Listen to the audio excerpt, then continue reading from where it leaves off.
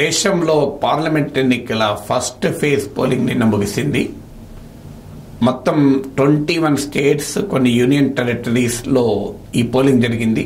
తమిళనాడు లాంటి రాష్ట్రంలోనైతే మొత్తం 39 సీట్స్కు ఎన్నికలు జరిగాయి.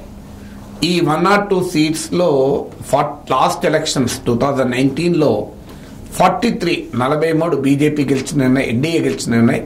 48 ఇతర పార్టీలు గెలిచినవి ఉన్నాయి. అంటే ఇండియా కూటమి గెలిచింది ఉంది. అందులో మెయిన్గా 37 సీట్స్ తమిళనాడులోనే గెలిచినవి ఉన్నాయి. సో ఈ పోలింగ్ పర్సంటేజెస్ చూస్తే ఇవాళ పత్రికల్లో ఇచ్చినటువంటి టెంటేటివ్ ఫిగర్స్ 62.37% పోలింగ్ జరిగింది ఫస్ట్ ఫేజ్లో. వాస్తవంగా ఇది కొంత పెరిగే అవకాశం ఉంది. లేటెస్ట్గా 1 అవర్ నేను ఈ వీడియో రికార్డ్ చేసే సమయానికి ఎలక్షన్ కమిషన్ అప్డేట్ చేసిన ఫిగర్ అరౌండ్ 64% ఉంది. బహుశా అటు ఇటు 64 కాస్తంత అటు ఇటు ఉంటుంది. బట్ ఏ రకంగా చూసినా మనకు లాస్ట్ టైం పోలింగ్తో పోలిస్తే మోర్ దెన్ 6% తక్కువ. అంటే లాస్ట్ 2019 పోలింగ్తో పోలిస్తే 6% తక్కువ. ఇందులో బీహార్ లాంటి స్టేట్లో అయితే 48.8% పోలింగ్, అంటే సగం మంది పోలింగ్కి రాలే బీహార్లో. తమిళనాడులో నియర్లీ 69% అబోవ్ 69 to 70% పోలింగ్ జరిగింది. సో ఇప్పుడు వస్తున్న సబ్జెక్ట్ ఫర్దర్ కన్ఫర్మేషన్, ఇప్పుడు వస్తున్న రిపోర్ట్లు అయితే ఈ అన్ని దాదాపు అంతటా కూడా లాస్ట్ టైం పోలింగ్తో పోలిస్తే పర్సెంటేజ్ తక్కువగా ఉంది పోలింగ్. ఇది దీన్ని సూచిస్తుంది. సహజంగా పోలింగ్ పర్సెంటేజ్ తగ్గినప్పుడైనా పెరిగినప్పుడైనా వచ్చే పొలిటికల్ క్వశ్చన్ ఏంటంటే ఇది ఏ పార్టీకి అనుకూలంగా ఉంటుంది, ఏ పార్టీకి వ్యతిరేకంగా ఉంటుంది అని. అయితే మన దేశంలో ఎలక్షన్ స్టడీస్ అన్ని మీరు గమనిస్తే పోలింగ్ పర్సెంటేజ్కు ఎలక్షన్ రిజల్ట్స్కు ఖచ్చితంగా ఫలానా లింక్ ఉందని చెప్పలేము. సో స్ట్రాంగ్ పాజిటివ్ కొరిలేషన్ ఇది ఉంది అని మనం చెప్పలేము.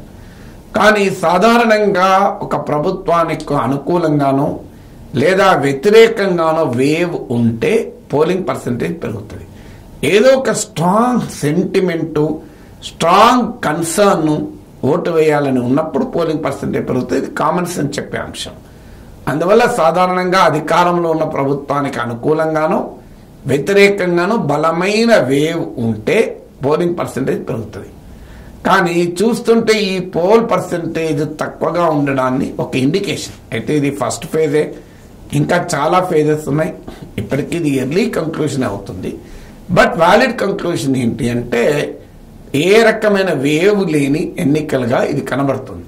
అంటే మోడీ వేవ్ లేదు, మోడీ వ్యతిరేక వేవ్ లేదు, మోడీ అనుకూల వేవ్ లేదు, మోడీ వ్యతిరేక వేవ్ లేదు. అందుకే నేను నిన్న కూడా ఒక వీడియో పెట్టాను. మోడీ 370 సీట్స్ వస్తాయని చెప్తున్నాడు, కానీ 303 లాస్ట్ ఎలక్షన్స్లో వచ్చిన సీట్లు నిలుపుకోవడం కూడా బీజేపీకి ఛాలెంజ్గా మారవచ్చు. గ్రౌండ్ సిచ్యువేషన్లో చేంజ్ వస్తుంది. మీకు యాక్సిస్ మై ఇండియా సర్వే కూడా ఇదే విషయాన్ని తెలియజేసింది. So very little scope for BJP to expand beyond 303 అని. ఎందుకంటే యూపీ, బీహార్, మధ్యప్రదేశ్ ఈ ప్రాంతాల్లో కొంత ఛాలెంజెస్ బీజేపీ ఎదుర్కొంటోంది. రాజ్కోట్ల నుంచి, జాట్ల నుంచి కోపాన్ని ఎదుర్కొంటోంది. తమిళనాడు లాంటి రాష్ట్రంలో, సౌత్ ఇండియాలో కొంత పెనెట్రేట్ కావాలని ప్రయత్నించినా అదంత సులభంగా కనిపించడం లేదు.